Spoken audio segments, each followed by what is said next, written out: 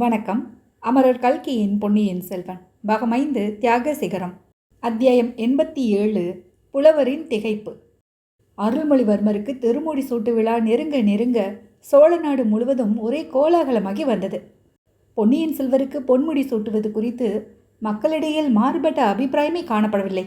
சோழ நாட்டு ஆண்கள், பெண்கள், வயோதிகர்கள், குழந்தைகள், நகர மாந்தர், கிராமவாசிகள், வர்த்தகர்கள், உழவர்கள் அனைவரும் ஒரு முகமாக பொன்னியின் செல்வருக்கு முடிசூட்டுவதை குதூகலமாக வரவேற்றார்கள்.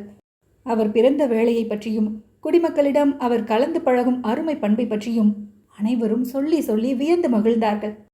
ராமருக்கு பட்டாபிஷேகம் செய்து வைக்க தசரதர் முடிவு செய்துவிட்டார் என்று அறிந்ததும் அயோத்தி மக்கள் எல்லோரும் எவ்வளவு மகிழ்ச்சி அடைந்தார்கள் என்பதை ராமகாதை நன்கு வர்ணிக்கிறது. வயது முதிர்ந்த பெண்மணிகள் எல்லோரும் கோசலையை போல் ஆகிவிட்டார்களாம். தத்தும் புதல்வர்களுக்கே மகுடாபிஷேகம் ஆகப் போவதாக எண்ணி மகிழ்ந்தார்களாம். இளம் பெண்கள் எல்லோரும் சீதாதேவி அடைந்த ஆனந்தத்தை தாங்களும் அடைந்து தத்தம் கணவன்மார்களுக்கே முடிசூட்டப் போவதாக கருதி தங்களை ஆடை ஆபரணங்களால் அலங்கரித்துக் கொண்டார்களாம். அயோத்தி நகரத்தில் வாழ்ந்த முதிய பிராயத்த ஆண் மக்கள் எல்லோரும் தசரதனை போல் ஆகிவிட்டார்களாம். மாதர்கள் வயதின் மிக்கார் கோசலை மனத்தை ஒத்தார். வேதியர் வசிட்டன் ஒத்தார். வேறுள்ள மகளிர் எல்லாம் சீத்தையை ஒத்தார். அன்னாள் திருவினை ஒத்தாள். அவ்வூர் சாதன மாந்தை எல்லாம் தயரதன் தன்னை ஒத்தார் என்று அயோத்தி மக்களின் மனோநிலையை கம்பநாடார் அற்புதமாக சித்தரித்திருக்கிறார். அவ்வாறு அயோத்தி மக்களின் உள்ளன்பையும் நன்மதிப்பையும் அடைவதற்கு ராமர் என்ன அருஞ்செயல் புரிந்திருந்தார்? அவருடைய கோதண்டத்தின் மகிமையெல்லாம் பிற்காலத்தில் அல்லவா வெளியாவதற்கு இருந்தது. ராவணன் முதலிய ராட்சதர்களை வதம் செய்து 3 உலகங்களுக்கும் பயத்திலிருந்து விடுதலை அளித்த பெருமை பின்னால் அல்லவா அவரை சேர்வதாக இருந்தது. விஸ்வாமித்திர முனிவரோடு சென்று அவருடைய யாகத்தை பூர்த்தி செய்து வந்தார் என்பது அயோத்தி மக்களுக்கு அவ்வளவாக ராமருடைய பெருமையை உயர்த்தி காட்டுகிறாதல்லவா?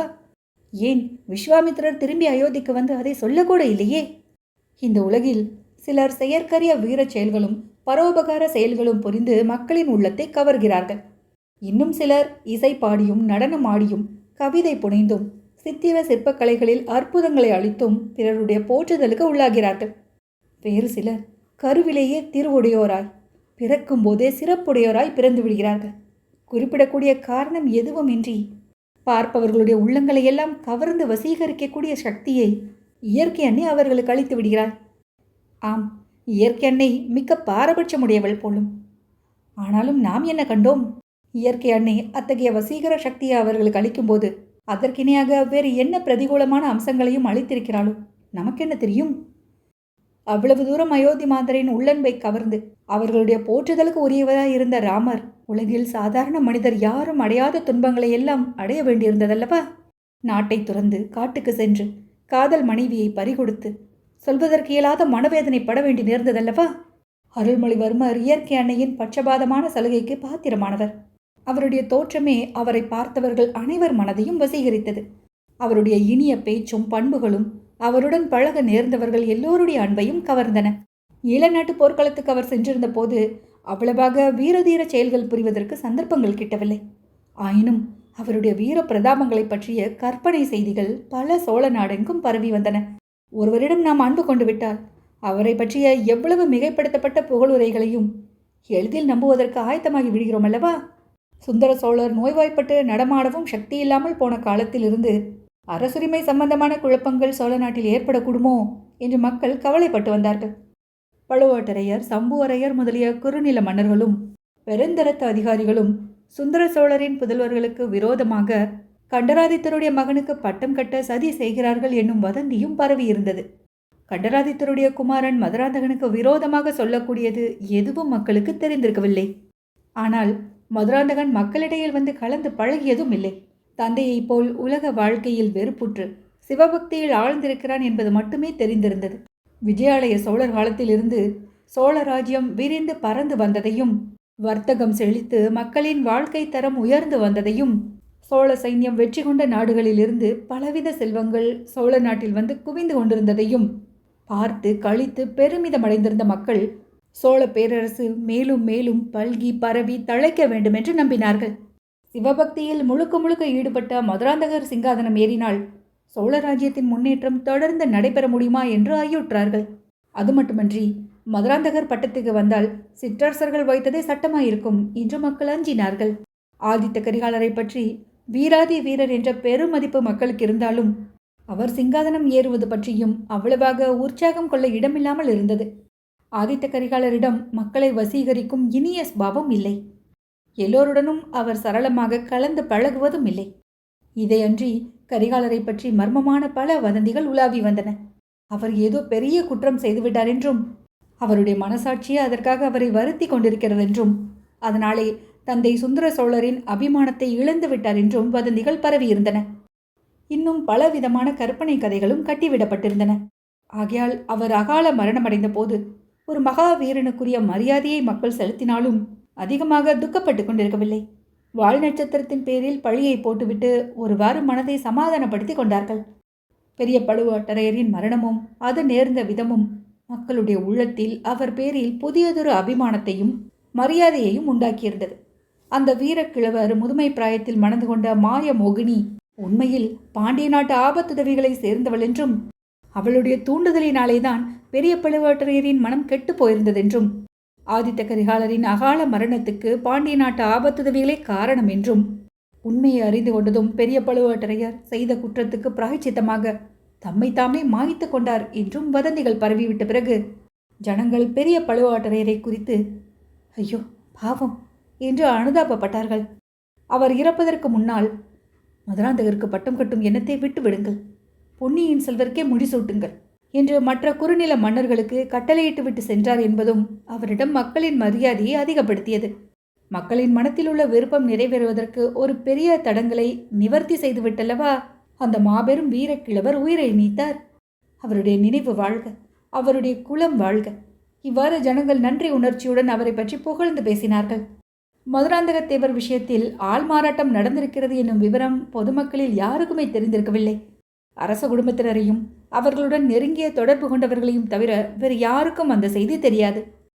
பழைய மதுராந்தகர் பெரும்பாலும் அரண்மனைக்குள்ளேயே பொழுதை கழித்தார். மிக அபூர்வமாகவே வெளிப்புறப்பட்டார். அந்த சந்தர்ப்பங்களிலும் அவர் பொதுமக்களுடன் கலந்து பழகுவதில்லை. அவருக்கு முடிசூட்டும் பேச்சு நடந்து கொண்டிருந்த போது மூடு பல்லக்கில் வைத்து அவரை அழைத்து கொண்டு போவது வழக்கமாயிருந்தது. அவருடைய அங்க அடையாளங்களை கூர்ந்து கவனிக்க பொதுஜனங்களுக்கு சந்தர்ப்பம் ஏற்படவில்லை. ஆகையால் பழைய மதுராந்தகர் போய் புதிய மதுராந்தகர் வந்துள்ள விவரமே மிக பெரும்பாலான மக்களுக்கு தெரியாமல் இருந்தது. ஆதலின் திருவையாற்றில் நடந்த திருவாதிரை திருவிழாவில் புதிய மதுராந்தகரை பார்த்தவர்கள் எவரும் ஆள்வேற்றுமை எதுவும் இருப்பதாக அறியவில்லை. அவர் மனைவி பூங்குழலி மட்டும் சிலருடைய கவனத்தை கவர்ந்தாள். அந்த பெண் சின்ன பழுவேட்டரையருடைய மகள் என்று சிலர் கூறியதை மற்றும் சிலர் மறுத்துரைத்தார்கள். கடலில் படகு செலுத்தி வந்த ஓடக்கார பெண் இவள் என்றும், மதுராந்தகர் சமீபத்தில் இவளை மணந்து கொண்டார் என்றும் சொன்னார்கள்.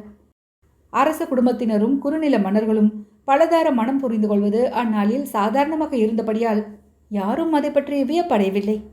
சிற்றரசர்கள் பலர் தூண்டியும் மதுராந்தகத்தேவர் தமக்கு பட்டம் வேண்டாம் என்று சொல்லிவிட்டார் என்னும் வதந்தி மக்களுக்கு பொதுவாகவே அவரிடம் மரியாதையை உண்டு பண்ணியிருந்தது. சிவபக்தியில் திளைத்து பரவச நிலையை அடைந்திருந்த அவருடைய தோற்றமும் அந்த மரியாதையை வளர்த்தது. ஓடக்கார பெண்ணாகிய பூங்குழலியை முன்னிட்டே மதுராந்தகர் சோழ சிங்காதனத்தை விரும்பவில்லை என்ற பேச்சு இன்னும் பலருடைய அபிமானத்தை அவர் கவர்ந்து கொள்ள காரணமாய் இருந்தது. பொன்னியின் செல்வருக்கு பட்டாபிஷேகம் நடந்ததும் மதுராந்தகத்தேவருக்கு ஏதேனும் பெரிய பதவி அளிப்பார் என்றும் பேசிக்கொண்டார்கள். முடிசூட்டு விழாவுக்கு 2 தினங்களுக்கு முன்னால் இருந்து சோழ நாட்டின் நானா திசைகளில் இருந்தும் ஜனங்கள் தஞ்சையை நோக்கி வர தொடங்கிவிட்டார்கள். தஞ்சை கோட்டைக்கு வெளியே ஒரே ஜனசமுத்திரமாக காட்சியளித்தது. கோட்டையின் வாசற்கதவுகள் திறந்து விடப்பட்டன. கோட்டைக்குள் போவதற்கும் வெளியில் வருவதற்கும் முன்னம் இருந்த கட்டுப்பாடுகள் நீக்கப்பட்டன. முடிசூட்டு நாளை தள்ளி வைத்து கொண்டால் சமாளிக்க முடியாத கூட்டம் சேர்ந்துவிடும் என்றுதான் தை பிறந்த உடனே நாள் குறிப்பிட்டிருந்தார்கள். இன்னும் ஜனங்களுடைய சௌகரியத்துக்காக வேறு பல ஏற்பாடுகளும் செய்திருந்தார்கள். கொடும்பாளூர் வேளார் தம்முடன் அழைத்து கொண்டு வந்திருந்த மாபெரும் தென் திசை படையில் மிகப்பெரிய பகுதியை பொன்னியின் செல்வரின் கட்டளையின் பேரில் திருப்பி அனுப்பிவிட்டார். தம்முடன் 1000 வீரர்களை மட்டுமே வைத்து கொண்டிருந்தார்.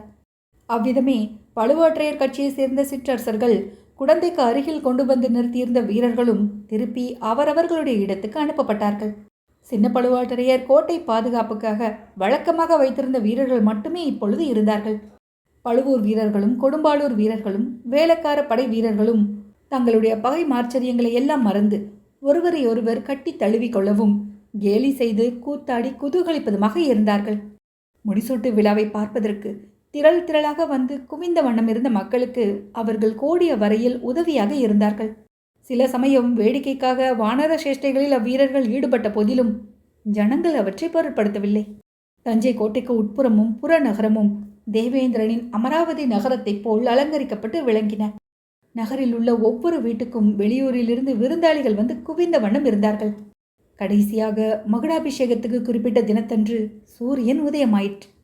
உதிக்கும் போதே பனித்திரளை போக்கிக் கொண்டு போர் கிரணங்களை பரப்பிக்கொண்டு தேஜோமயமாக உதித்த சூரியனை பார்த்த மாந்தர் அனைவரும், இன்றைக்கு பொன்னியின் செல்வருக்கு மகுடாபிஷேகம் அல்லவா, ஆகையால் சூரியனும் பொன்னொளி வீசி திகழ்கிறான் என்று கூறி மகிழ்ந்தார்கள். மகுடாபிஷேகத்துக்குரிய வேலை வருவதற்கு வெகு நேரம் முன்னதாகவே பட்டாபிஷேக மண்டபத்தின் வாசலில் ஜனத்திரள் சேர ஆரம்பித்து விட்டது. மண்டபத்துக்குள்ளே பொதுமக்கள் அனைவரும் இடம்பெறுதல் இயலாத காரியமல்லவா. முடிசூட்டு வைபவம் நடந்த பிறகு பொன்னியின் செல்வர் மண்டபத்திலிருந்து வெளியில் வந்து பட்டத்து யானையின் மீதேறி வீதி வளம் தொடங்கும் போதுதான் மக்கள் அனைவரும் அவரை கண்டு மகிழ முடியும். அதற்காக நேரம் கழித்து வர முடியுமா என்ன? முன்னதாகவே வந்தால் பொன்னியின் செல்வர் பொன்முகடம் சுட்டி கொண்டு வெளிவரும்போதே அவரை பார்க்கலாமே. மகுடாபிஷேக மண்டபத்துக்குள் அரண்மனையை சேர்ந்தவர்கள் வருவதற்கு தனியான பின்புற பாதை இருந்தது. அதன் வழியாக சுந்தர சோழரும் வானமாதேவியும், அவர்களைத் தொடர்ந்து செம்பியன் மாதேவி, மதுராந்தகர், பூங்குழலி, குந்தவை பிராட்டி, வானதி ஆகியவர்களும் வந்து சேர்ந்தார்கள். முதன் மந்திரி அனிருத்தர், சின்ன பழுவாட்டரையர், சம்புவரையர், சேனாதிபதி பூதி விக்ரமகேசரி, மலையமான் மிலாடுடையார் மற்றும் சிற்றரசர்கள், சாமந்தகர்கள், வர்த்தக கணத்தலைவர்கள், கோட்டத் தலைவர்கள், பெருந்தர அதிகாரிகள், சிவாச்சாரியார்கள், விண்ணகர பட்டர்கள், தமிழ் பெரும் புலவர்கள் ஆகியோர் வாசலில் கூடியிருந்த பெரும் ஜனக்கூட்டத்தில் புகுந்து முண்டியடித்து கொண்டு உள்ளே வந்து சேர்ந்தார்கள். கடைசியில் பொன்னியின் செல்வரும் வல்லவரையன் வந்தியத்தேவனும் தாமரை மலர் போல் அமைந்த திறந்த தங்க ரதத்தில் அமர்ந்து மகுடாபிஷேக மண்டபத்தின் வாசலை அடைந்த போது பூரண சந்திரனை கண்ட அலைகடலைப் போல் அந்த ஜன சமுத்திரம் கரகோஷம் முழக்கி ஆரவாரம் செய்தது. மகுடாபிஷேகத்துக்குரிய வைதிக சடங்குகள் எல்லாம் நடந்தேறின. சோழகுலத்து மன்னர்கள் வழி வழியாக பட்டாபிஷேக தினத்தன்று சிரசில் சூடிக்கொள்ளும் மணிமகுடம், மார்பில் அணியும் நவரத்தின மாலை, இடையில் தரிக்கும் உடைவாள், கையில் ஏந்தும் செங்கோல் ஆகியவற்றை ஒரு பெரிய சித்திர தாம்பாளத்தில் வைத்து சபையில் பெரியவர்கள் முன்னால் எல்லாம் கொண்டு போனார்கள். அவர்கள் அத்தாம்பாளத்தை தொட்டு ஆசி கூறினார்கள். பின்னர் ஆஸ்தான புலவராகிய நல்லன் சாத்தனார் எழுந்து நின்றார். அவருக்கு பின்னால் கையில் யாழ் பிடித்த மங்கை ஒருத்தி நின்று யாழின் நரம்புகளை மீட்டி இனிய ஸ்ருதியை எழுப்பினாள். புலவர் நல்லன் சாத்தனார் சோழகுலத்தின் தொல் பெருமையையும் அக்குலத்தில் பரம்பரையாக வந்த புகழ்பெற்ற வீர மன்னர்களின் வரலாற்றையும் இசையுடன் கலந்த சந்த பாடலாக பாடலுற்றார். அந்த பாடல் மிக நீண்டதாகவும் இந்த காலத்தவர் எளிதில் அறிந்து கொள்ள முடியாத அரிய நடையிலும் அமைந்திருந்தபடியால் அதன் சாராம்சத்தை மட்டும் இங்கே குறிப்பிடுகிறோம். சூரிய வம்சத்திலே தோன்றிய மனுமாந்தாவின் குலத்தில் சிபி என்னும் மன்னன் இருந்தான். அவன் ஒரு புறாவுக்கு தான் அளித்த வாக்கை நிறைவேற்றி அதன் உயிரை காப்பதற்காக தன் உடலின் சதையை அறுத்து கொடுத்தான். அத்தகைய சிபியின் வம்சத்தில் அவனுக்கு பின் தோன்றியவர்கள் செம்பியன் என்று குலப்பெயர் சூட்டிக்கொண்டு பெருமை அடைந்தார்கள். செம்பியன் குலத்தில் ராஜகேசரி என்ற ஒரு பேரரசன் தோன்றினான். அவன் மகன் பரகேசரி என்று புகழ் பெற்றான். இவர்களுக்கு பின் தோன்றிய மன்னர்கள் கோ ராஜகேசரி என்றும் கோ பரகேசரி என்றும் மாற்றி மாற்றி பட்டம் சூட்டிக்கொண்டு வந்தார்கள். பசுவுக்கு நீதி வழங்குவதற்கு தன் அருமை புதல்வனை பலி கொடுத்த சோழ மன்னர் மனுநீதி சோழன் என்று பெயர் பெற்றார். இவனுக்கு பிற்காலத்தில் பூம்புகார் நகரில் கரிகால் பெருவளத்தான் என்னும் மன்னன் மூவுலகங்களிலும் தன் புகழை பரப்பி விளங்கினான். அவன் சோழ நாட்டு பெரும் படையுடன் வடக்கே இமயமலை வரையில் படையெடுத்து சென்று அம்மலையின் பனிமூடிய சிகரத்தில் சோழகுலத்து புலி இலச்சினையை பொறித்தான். இவன் வழியில் நலங்கிள்ளி, நெடுங்கிள்ளி, பெருங்கிள்ளி, குராப்பள்ளி துஞ்சிய கிள்ளி வளவன், குளமுற்றத்து துஞ்சிய கிள்ளி வளவன், சிவபெருமானுடைய பரம பக்தனாகிய கோப்பெருஞ்சோழன் ஆகியவர்கள் இப்புராதன குலத்துக்கு பெயரும் புகழும் அளித்து சிவபதம் அடைந்தார்கள். உலகத்துக்கெல்லாம் ஒளி அளிக்கும் சூரிய பகவானை கூட மாரிக்காலத்து மேகங்கள் மறைத்து விடுவது போல சூரியனுடைய பரம்பரையில் வந்த சோழர் குலத்தை சில காலம் பல்லவ பாண்டிய பகை மேகங்கள் மறைத்திருந்தன. அந்த மேகங்களை சிதறடிக்க வஜ்ராயுதம் ஏந்திய தேவேந்திரனுக்கு இணையாக விஜயாலய சோழர் தோன்றினார். அந்த சோழர்குல புலியை கண்டதும் பெரும்பிடுகு முத்தரையன் என்னும் எலி பீதி கொண்டு மாண்டு மறைந்தது.